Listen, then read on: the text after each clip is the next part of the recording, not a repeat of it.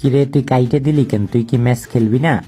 আরে না না মামা, স্টার্ট দিস না, অনেক রাইতে গেছে মামা, ঘুমাও এখন। গুড নাইট মামা, গুড নাইট।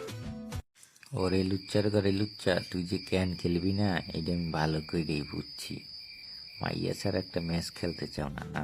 দাঁড়া তোর সাথে আজকে কি করি, তুই খেলি হিটে দেখ।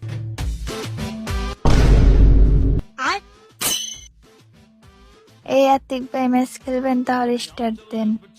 আচ্ছা রায়ান মামা, তাইলে তুই সোলো যা, আমরা একটা ম্যাচ খেললাই।